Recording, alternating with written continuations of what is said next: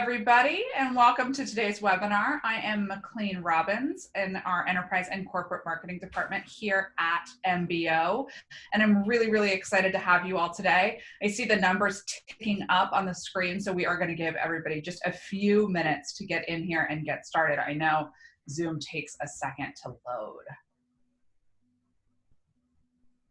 You guys are all coming in. I see it's like a floodgates have been opened. All right, still ticking up, so we'll give it a few more seconds. All righty, it looks like it's slowing down just a little bit here. So we'll go ahead and kick us off today to keep it nice and tight at an hour. So today I am here with my guest, our Chief Talent Officer, Amy O'Donnell. Amy, you want to say hi so everybody can see you? Hey, good afternoon, everyone. Glad to have you here with us today. So before we get started, I am going to just tell everybody a little bit about MBO Partners for those of you who aren't familiar. I'd like to give you a little background on what we fondly refer to as our 20-year startup. So Matt, if you can go ahead and move us to the next slide, please, that would be great. So at MBO Partners, our mission, and has been for more than 20 years, is to make it safer and easier for enterprise organizations and top independent professionals to work together. We've been leading the charge to keep the independent economy moving forward, building a unique dual-sided ecosystem composed of many of the world's most prominent companies and in-demand professionals. We are committed to advancing the next way of working, and we are far from done. We will continue to drive change on the ground, delivering innovative solutions that enable both organizations and talent to thrive in a constantly and continually evolving workplace.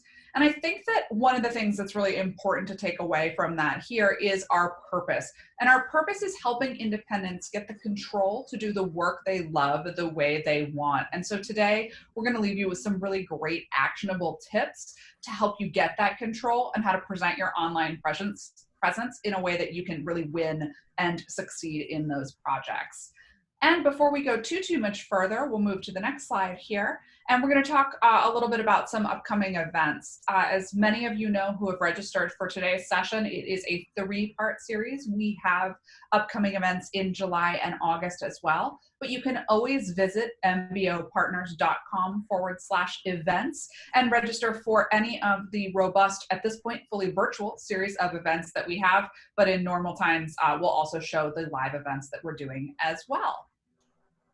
And before we go too much further today, I want to give the chance for Amy to introduce herself and speak a little bit more about her background. And as she's doing that, I'm going to launch the first of our series of polls to learn a little bit more about you and make sure that we are feeding you guys the right information for your skill set and level today. So Amy, I know you've done a ton at MBO Partners. You've worn a lot of hats: talent management, operations, client service, and now you work within our marketplace. Why don't you give everybody a little bit more about your background while I launch that poll? Sure. I have been with MBO pretty much from the beginning, and that actually has given me the ability to touch a lot of different departments, areas. McLean mentioned all the, client service, consultant service. I've done a lot with building out our own talent, infrastructure and management. And so it made a lot of sense to get involved with Marketplace. When I thought about what I've kind of done at heart, I'm really, and always have been, a recruiter. It's where I started my career. And I started to look at, like, how many interviews do I think I've done? How many resumes must I have looked at? And I've probably interviewed over 20,000 people in my career. And I'm afraid to say, to get to that many interviews, I've probably had hundreds of thousands of resumes and profiles that I'm looking at. Plus, I spend a lot of my time on LinkedIn. Probably in the last 10 years, I'm on LinkedIn every single day. And because of that, I see lots of things that people do really well and some things not so well. And in addition to that, I worked for a consulting company before I came to MBO, where I did recruiting and resource planning. And so I understand what the clients are dealing with as well. They're trying to fill just-in-time job recs and support their hiring managers and their business, and sorting through tons of people out there to get to that diamond in the rough for that perfect project that actually takes a lot of time. And so I think I kind of see from both sides what the consultants want and also what some of the clients' challenges are in order to, get to the right people quickly. That's really great, Amy. And I think you've got just such a wonderful background for this session today. So I'm excited I chose you. Um, all right. So, one of the things that I think is really, really interesting is that you've worked on both sides of our business, and now you have a lot of insight into what the enterprise organizations, both that we work with and just the enterprises broadly in the market, are looking for Mhm. when they talk about using independence for their workforce. So really, tell me a little bit about what trends you're seeing, both with our clients and then more broadly in the market. Yeah. Since I've been with MBO from the beginning, I have to say I am terribly encouraged about why clients are using independence and what, them understanding that access to that talent pool is going to get them, what they need more quickly. So they're much more open and innovative actually about it, even building talent pools like within their own marketplaces, our marketplace. So that, and when I say talent pool, that's one point I did want to make. I don't know if people are, kind of up to speed on what those are, but I'm seeing it more and more. Getting to the right talent right when you need them takes a long time. So what clients are doing is vetting talent ahead of time in certain core skill set and density areas that they know they're going to need that year, so that they kind of have a pool there ready to go, so that when that project comes in, they can get to the top 10 candidates really quickly. So just realize that you might be thinking you're applying to jobs or to different projects, and those might be talent pools, but that's not bad. So if you were involved in a couple different talent pools, those are just more places for people to look at your online presence and maybe call you one day about a project. I think that's a really great point, Amy, and something that, quite frankly, as an independent before I came here, I never would have thought of. And a really big differentiator is that when I'm putting my profile in a marketplace or putting myself out there with a brand online, I'm not necessarily just doing it to tactically apply to one job. I'm doing it so that they have my profile for future use. And I know we'll talk a lot about the profile today. But Yeah, let's talk a little bit about that skill set. What sure. skills are most in demand? Not necessarily just the ones that our enterprises are looking for today, but broadly in the market. What are the sort of trends that you're seeing in terms of skills? Well, I can speak to kind of the IC world, which is what I'm kind of in now. So, and I think some of the full-time world follows it, but for the most part, what remains strong and has been for a number of years are the Oracle, SAP, Salesforce, engineers, implementation, business analysts. Those types of skill sets still seem to be getting projects in demand. Growth areas that are kind of interesting: data science, artificial intelligence. We're seeing a lot more demand for that, and a lot more interest, I think, too, from the talent side. I mean, that's a growing field. Cybersecurity, we all hear about cyber, that's been out there for a while, but that just seems to be continuing to grow. IT infrastructure. We, got here with the whole COVID-19. Companies had to quickly have a distributed remote workforce up and running, and that has created the need for lots of people to come and help that infrastructure continue to work. So skills like Microsoft Dynamics and other tools that are going to support that, I think that's going to continue. Another thing I think we will see as a result of the COVID crisis, there were a lot of government funds that got given out right across the states and to individuals and different places like that. So when that happens, there will be a need for compliance people, compliance analysts, to come over the next couple of years and kind of audit, did that money go where it was supposed to? Along those lines, I think at MBO, we've always had a fair amount of regulatory compliance type people and IT auditors, financial compliance. So we're still seeing demand in all of those kinds of areas, and some growing demand in kind of around the data science and IT infrastructure. That's great. And I'm going to answer our first poll here, which was, we had 76% of people said they're already independent professionals. So good to speak there. We had 10% of people said they're considering going independent.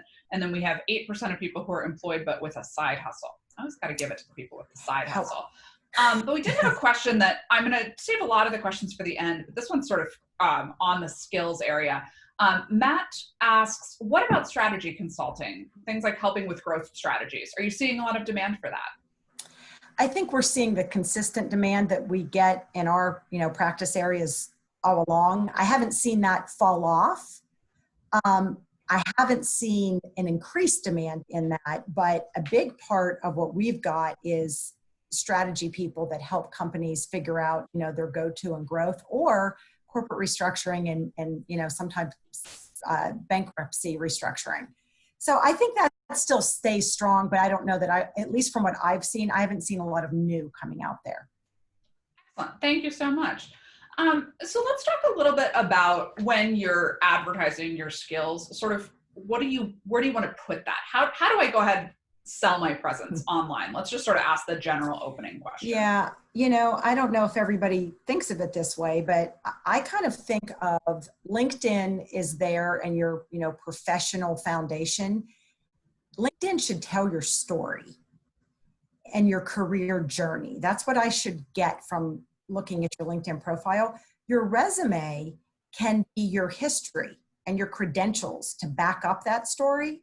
So you don't have to tell everything in the world on LinkedIn, but you're going to need to back it up as you go in that journey to, proving the project. And then I think your website should speak to what you want to do today. What services do you offer? Your resume gives you a bit of what you've done and maybe skills you have, but who knows if you want to use those in today's world. So those are the three areas. And when I say we're talking about online presence, but ultimately even in our marketplace, your resume is a big piece of that eventually, people are getting to. So maybe you're not posting your resume just online everywhere, but it ends up either on your website or in a marketplace. That's great. Let's, as I break this down tactically with you, to launch our next poll, I'm going to ask all of the participants about their biggest challenges in finding work, and we'll get a little bit of insight there while we chat. So you're really breaking down your online presence into three areas. Your resume, which is the traditional sort of PDF resume that you're going to parse out. And then you have your LinkedIn profile, and then you're going to have your website if you choose to use one. And I'll ask about that. So let's just start with the resume, because that to me feels like the core thing that we're going to build off of. Or do you think that the LinkedIn is the core and the resume? And let's talk a little bit about how to make a good one. I think they're both important. I think profile gets built from your resume. What you're going to open to build your LinkedIn profile is probably your resume. All right, let's start with the resume then. Tell me about the core elements of a good resume. So if I have a sample template that I wanted to pop up. Awesome. Let's get that up on the screen. If Matt can put that up there for us. So is this my resume? No, this person's way more accomplished than me. You're a turned around consultant. Yeah. So just to really aesthetically give you the idea, at least of what I like to see, it needs to be clear. You need to be able to say, here's what I am. This is what I do. Here are my areas of expertise. And you can, people that are ICs, they have a lot of good experience. So you can list, several, but don't list 30. And don't make a resume a document that I don't want to read. I mean, sometimes I pick up resumes and everything's crammed together and everything's in paragraphs, and I have to kind of force myself to want to read it. So you want to entice the reader to pick it up, get all the way through it, and give them a snapshot of what it is you do. So if you think about it this way, if they want to learn more, this is kind of the teaser a little bit. You have your LinkedIn profile and your website up there, which I think if you have those two things, they should be on your resume. You should let people link to that, because as recruiters, that's what we're looking at. We're looking not just in one narrow spot. We're looking at people across these different platforms, trying to make sure things add up. And what we're really searching for is, who are you? And what kind of project do I use you for? How do I use you? And so in this example, there's a little bit of a summary. There's some areas of expertise. There's some data about the roles they've had and what their key achievements were, but it's not a book. think that's huge. Not a book. I'm hearing 12 seconds for recruiters. Is that accurate? It is. I mean, we go fast. We have to look at 100 resumes quick, and you're cycling through in these systems quickly to open up something and understand, is this somebody that I think I need to shortlist or reach out to? And so you don't have much time to get that attention. And I think one of the biggest mistakes people make is they put this like a history book instead of making it something easy and enticing reader. And remember, all you're trying to do with your resume is get a phone call or an outreach. You're not going to get the job from your resume, right? There are steps to these processes. The resume is something that's there to get people to continue to that second conversation or to reach out and give you a phone call. I think that's really, really important. There are a couple of just really pertinent resume questions. Resume or brochure as an independent consultant? Well, I think it depends on what your occupation is. So if you're a marketing person and you have a big portfolio, or you're a UI designer, then yeah, what you present is a little bit different. But you call your website could be a brochure. So, I think your LinkedIn and your resume, it should also line up to what your occupation is. So the more creative people tend to have more colors and things like that. People that are in government contracting probably look a little bit like this, or somebody who works for, a PwC. So I think of brochure more as your marketing piece of how you're marketing your business, and maybe more part of your website. That's good to hear. And I think we're going to spend a lot of time in the next 2 sessions talking more about that, sort of taking that to the next level. We'll talk a little bit about that later. A couple of, just critical questions on the resume component. Do we need to put years for education? That indicates age, which is, good or bad, depending on how old you are. No. Okay, that's a quick one. Yeah. If we're consulting for 20 years, do I go back 3 jobs? Do I list years on my jobs? What point do I stop? You stop when it stops being relevant. I mean, if you have a 30-year resume, you don't need to put that right out of college you were an intern, at an ice cream shop. Like that's that kind of stuff doesn't matter. What we're really looking for is, what was your first professional gig and who was it with? I think what's more important, McLean, is the companies you've worked for. So and that's really huge. Yeah, it is. Because that's what I look at that a lot. If I look at somebody's resume, and let's just say they're a developer. Well, are they a developer for a technology company? Or are they a developer for a design firm? Like, what the company does has a whole lot to do with what you probably did there. And so I don't think you have to put everything. I think you want to put things, especially I'm speaking to people who want to be in the IC world, you want to pull out things that help support why clients would use you today. I think that's really important. And one of the ways that you can really pull out certain things from a larger resume and choose what to highlight online would be on your LinkedIn profile. Mm-hmm. And I'm seeing a lot of questions coming in here about like how to list different types of projects. I think of LinkedIn and that new feature that says I worked full-time, I worked part-time, I worked independently. So let's first hit on, what are the core elements that you take from your resume to make a great LinkedIn profile? Let's answer that question. Sure. So if you have your resume done first, you're going to pull that over into, you're going to look at that in LinkedIn. But so remember, resume is your credentials, your backup. LinkedIn is your career story and journey. So the company you've worked for, you're going to list those on there with the same years. LinkedIn forces you into a chronology. That's kind of how you have to create your profile. But what's going to be different on LinkedIn is you need to have a professional, you need to have a photo. And my feeling is, and I looked this up, LinkedIn says that you are 9 times more likely to get outreach if you have a photo. And the photo, this might be my own bias, but I think depending on your career, it should be just you. This is your LinkedIn professional profile. So you shouldn't have a bunch of pets in there unless you own a dog shop or your dog groomer, or, if it's germane to what you do, that's fine.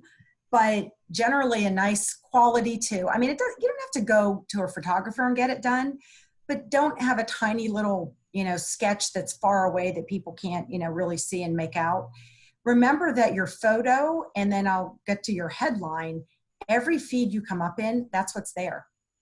So when I do a recruiter search, I get served back a whole page of my results. And on those results are those headers and those things that make me want to entice, like, do I open this to look more or not? So the photo is important. The header is important too. In the header, don't just put, I don't think you should just put consultant, because I look at that and I'm like, I don't know what you do.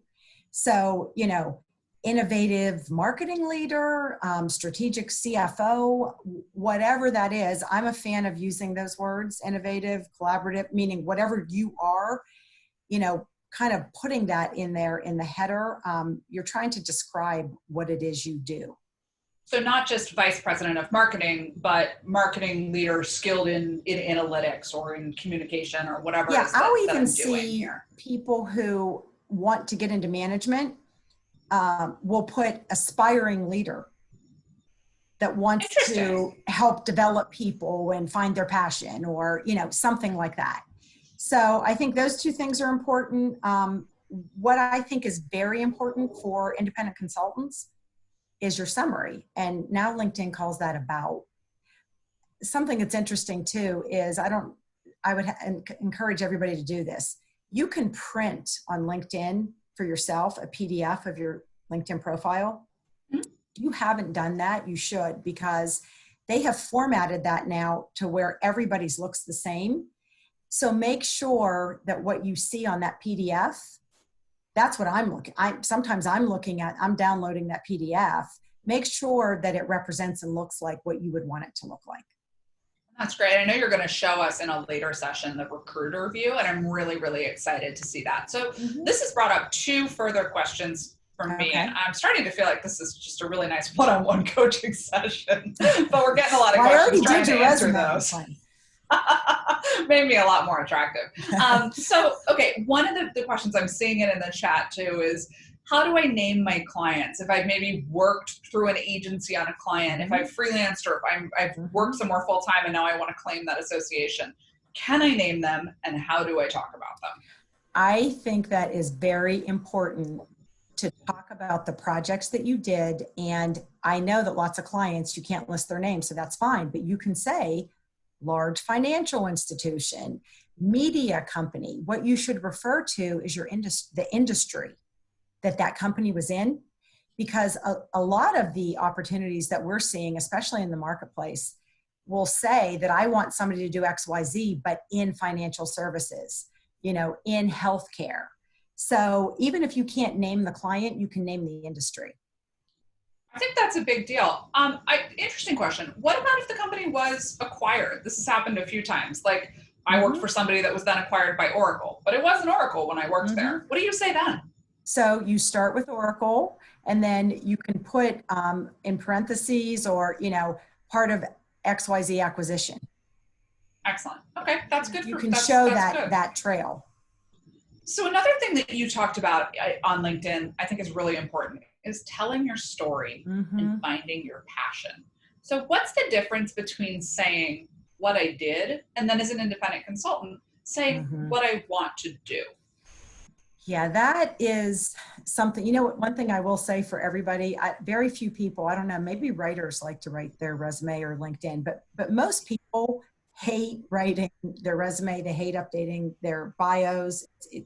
Nobody likes it. But one of the things to think about what you should be pulling out there, again, especially as consultants who get to pick and choose projects, and there's certain kind of work, usually people that get into consulting are doing it because there's something they really love. There's some core part of that business, and they want to pick that kind of work. Well, what I would encourage you to do then is lead with, in your summary, that summary area to me, and the about area is very important, because sometimes that's as far as I get. I look at the picture, I look at the header, okay, they're this kind of, all right, now in my brain, I'm getting down to like, but what did they do? And you need to be able to be concise about it, but talk about the kind of work that you want to do. And you know, your resume and your all the skills you're going to have on your LinkedIn profile, you're still going to come up in a keyword search. If there's, you know, don't worry about jamming everything into the top, but leave for your summary area the work you want to do, the projects you have done that, you know, really kind of pull out what gives you the right to earn that business again. That's important. And you've called that out. I know you do, as part of one of our other programs, an online presence review for a lot of our consultants. And we hear a lot of people telling us what they've done, but I don't know where you want to go. So that's big. Not I want a job, but here's how I want to work. And that's that control that is part of our purpose. So what about other places? And I'm hearing, you know, do I need a Twitter? Do I need a Facebook? You know, I can answer that from a marketing standpoint. If you're going to use it and it's good for your industry, sure. But what about the website? How much as a recruiter are you looking at that? Well, I personally think that if you are, you know, being in your own independent business and you want to compete for high dollar projects, let's say, you need to have a website. And where I think your website can take you is talking about the kinds of work your firm offers and what you do. So think of it as your resume is, yes, that's kind of what they're going to look up in your background check, right? It's the history of where you've been, where you went to school, what companies you work for, and the work you did for them. LinkedIn is more of your story and journey, how you're serving yourself up to the world, right?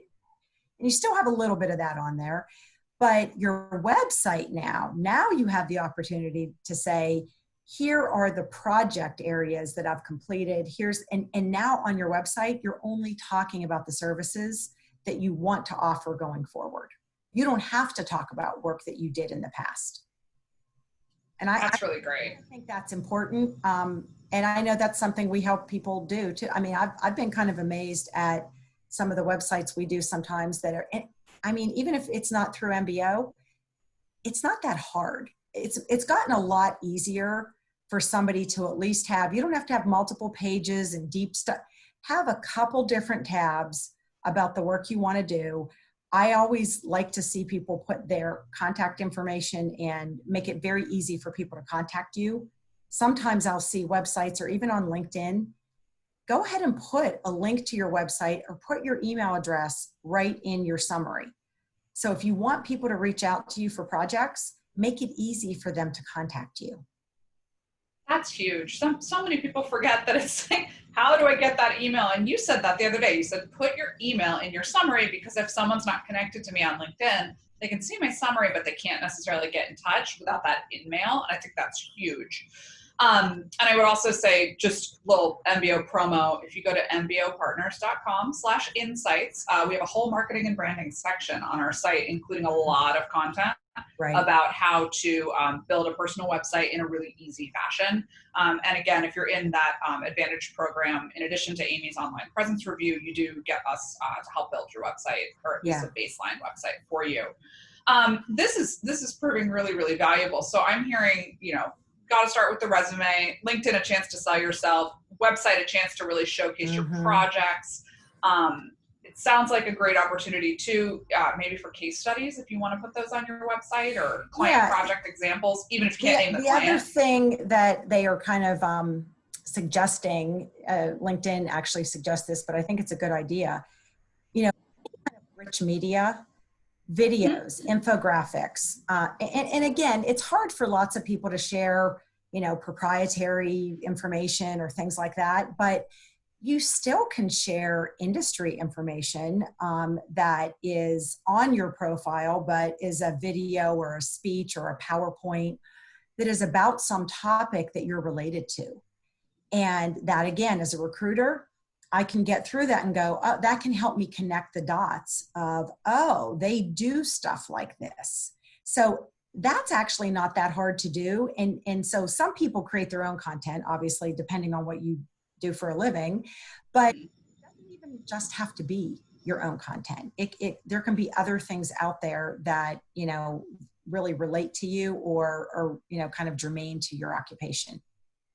That's great. We have an interesting question in here from Mark, and he says, on LinkedIn, should we share how we approach what we do? So I know you're talking about selling what you want to do, but how much is selling what you do versus your differentiating special sauce about that? If you have a special sauce you're willing to share online and it differentiates you and it's not going to compromise you competitively at all, then do it. Yeah, share it, do it. I mean, remember, your goal is to get somebody to reach out to you about a project that you would want. I mean, I guess I should add that point. On LinkedIn, the project that you want. That's good. You also don't want people to reach out to you for projects that you don't want. We all hate being spammed for stuff that isn't really relevant. So I think, yeah, you can share that kind of stuff as long as people can digest it. Depends on how complicated it is. And that's a good point.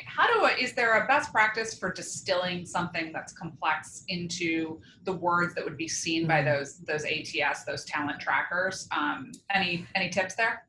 Well, in the skills area on LinkedIn, so remember your resume, if it's being searched, that's usually keywords. So any words you have on there should come up in some keyword search.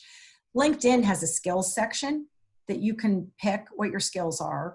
So you're going to come up, in a search based on that. You want to be leading with the types of things that you want to do. So I would also suggest in your skills area, don't overdo it. Sometimes people put 100 different skills on there, and also don't put don't put Microsoft Office. I mean, I'm going to expect that you can use Word. So I think, yes, you can put that there, but again, you're trying to get a conversation, you're trying to talk to a hiring manager. And so if you use all of these vehicles as part of that journey, if you think of it that way, then I think put as much as you need to pique that interest, but don't overwhelm. Great. I think that's really important. And make your profile public. I don't know if I said that, but does everybody realize that if you have a public profile, everyone can at least see your header and your summary. That's huge. That's a critical thing right there. A couple of questions about people who do multiple things, and they say that they do them evenly well. So, Abby, I'm going to call on sort of your question here, and it says, any advice for consultants in the IT space who can play multiple roles, like Salesforce PM, BA? We do all these well. We receive similar compensation. It sounds to me like, Abby, not to speak for you, but like they're equally happy doing these fairly similar things. Yeah. Choosing one limits what contract is available when. What do you do? Yeah, and I wouldn't limit it. And especially, I'm glad that you mentioned the technology, because Salesforce, I agree with Abby 100%. It's very fluid. People go from, and we see it a lot, they were an analyst on this project, they're a developer on that one, they're an administrator on another, working with users. So my answer to that is, don't limit yourself if you're happy doing any of those things, but give project examples. So led a project as the BA on this Salesforce project, developed and configured on this Salesforce project. So then that very clearly tells me quickly, oh, this person does both. And if I know what I'm talking about with Salesforce, I understand that that's not atypical in the Salesforce world. That's, a lot of people will go from architect to engineer. That's a really great point. Now, I know you gave pretty concrete examples there of, sort of did this, did why. But let's talk a little bit about bragging. How do I brag about myself in a way that says, hey, I got 800% better views without sounding snobby? Yeah, well, I don't think that's bragging if you talk to your accomplishments. You should be talking about what you accomplished, the results you got. So I don't think of that as bragging if it's fact-based. And you should think about, I even remember very early on in my career, somebody that I worked with that was, had a lot more experience than me, and I had done my resume, and she said, this isn't at all what you do. I was like, it's not.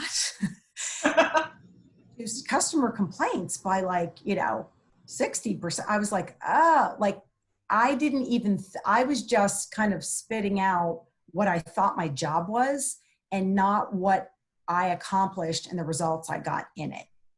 And I think that's what we have to kind of think about. In that resume example I had up there, one of the areas I had was key accomplishments. So here's where I worked, here was my title, a couple lines about what I did, and then what were the key accomplishments? That key accomplishments is so important.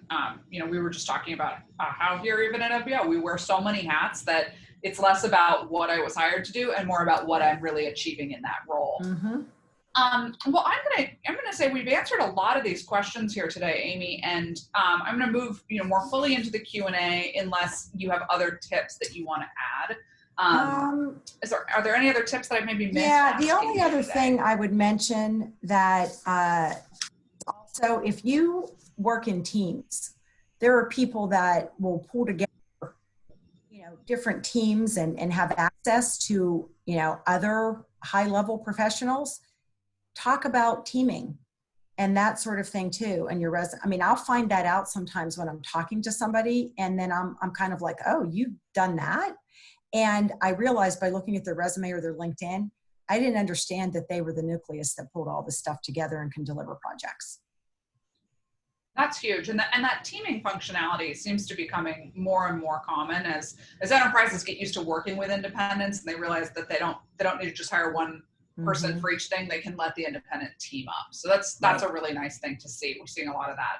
So I'm going to launch our last poll. Don't go anywhere, guys, because we've got definitely about another 20 minutes for questions, and Amy's going to willingly stick around. So we've teased a couple of programs that MBO has here that can really help you in your independent career. And I noticed that many of you are independent. So first, the MBO Marketplace. So as you've heard from Amy and myself, it's a really great vehicle to create a profile, practice what you've learned today. You'll find opportunities in there from a number of our enterprise clients, but the key thing that Amy said is many of these clients are really trying to develop talent pools, so they know they may have a future need, but there's not an immediate project in there. So practice those skills, fill out your profile, save a search, and then when a project that matches your skills comes up, you'll be emailed, so you don't have to be checking it constantly.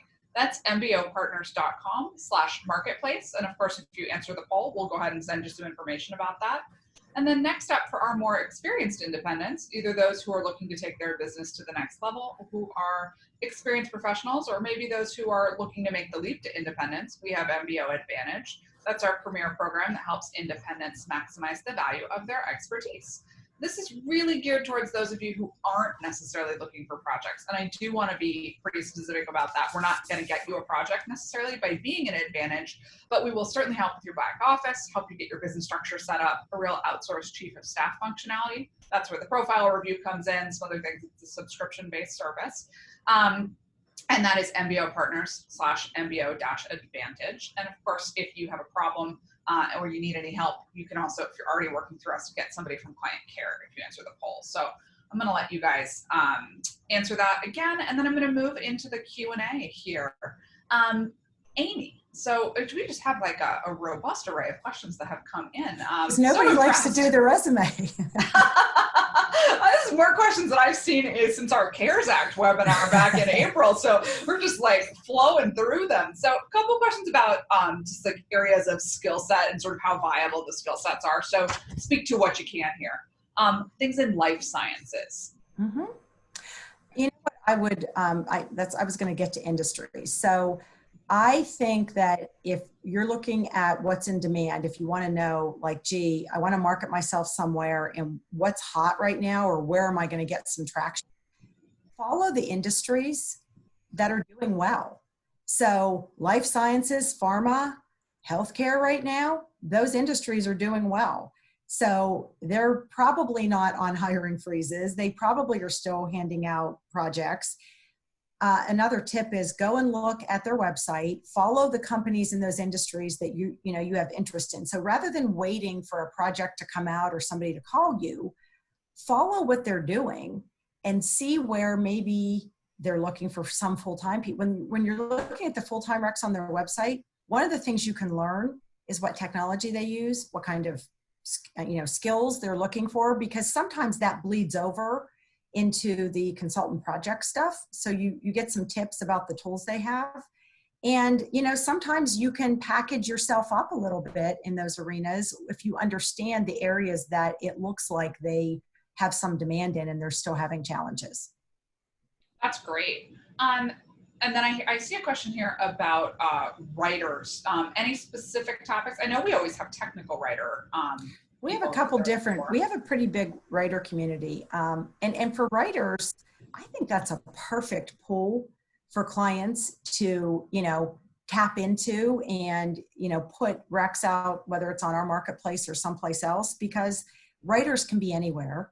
They have all different types of industry. And yeah, we have technical writers, we have copywriters, and we have a lot of communications and, strategic communications and corporate communications, SEO, all of that sort of thing. So I think having a nice profile there, highlighting your industry. So if I had one tip for writers, I would say where you would get a leg up, clients will ask, have they written whatever in healthcare or something like that? So make sure that you have some of that on your resume wherever you have those skills. I think that's really important. Being able to highlight where you've worked as a writer myself, could absolutely say that. And that's another great place to use that website as a portfolio of work that you've done. Right. Whether or not, in the financial services vertical, whether or not you can name the client, and redact what you have to.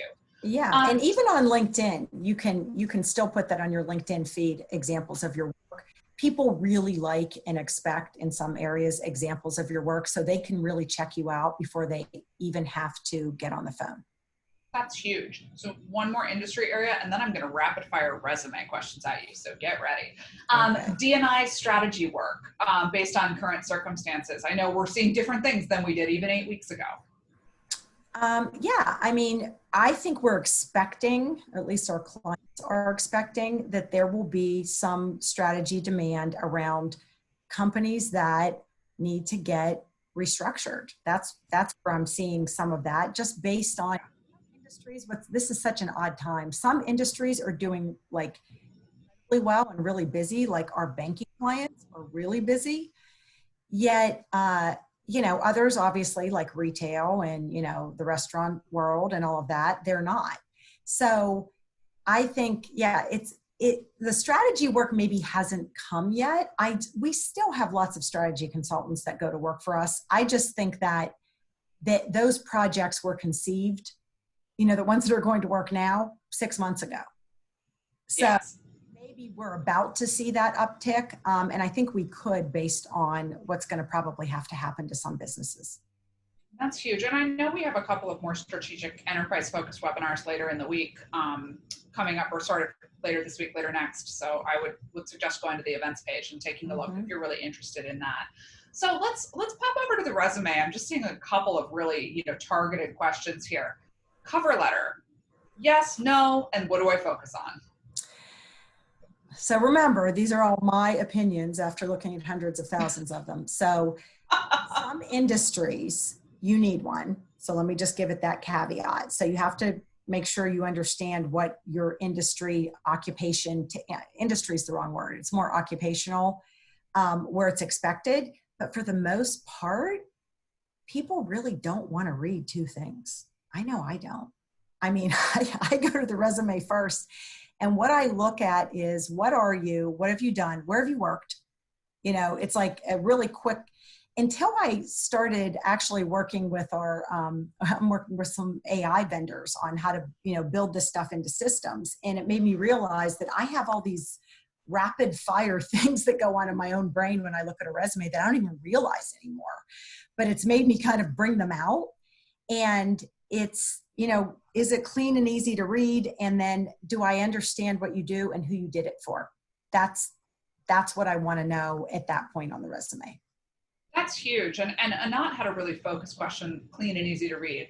Times New Roman, Calibri, Arial. Oh. Is there a font thing if you're sending me a PDF? I'm not good at fonts. Is it legible? Is that your question? I don't like Times New Roman. It feels dated to me. That's fair. He actually says, I think it might be archaic. So you guys feel the same. Again, my personal preference, I can't really, McLean probably be good at that more in the marketing world of telling us which is easier on the eyes. It's the serif. That's what you're hitting on. That the Calibri and the Arials are sans serif fonts. They look a little more modern. So yeah, I have to say I like Arial and Calibri. I think they're easier to read. Me too. So that's my preference.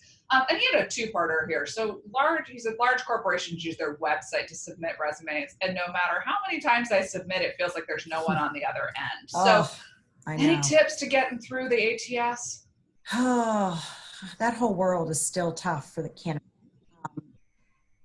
Every couple of years, I end up helping somebody in my family or friend or whatever find a job. And that's been I really like doing that because it pops me back into what the candidate experience is. And I keep waiting every couple of years to get back involved in it. And I'm like, this has got to be better now, right?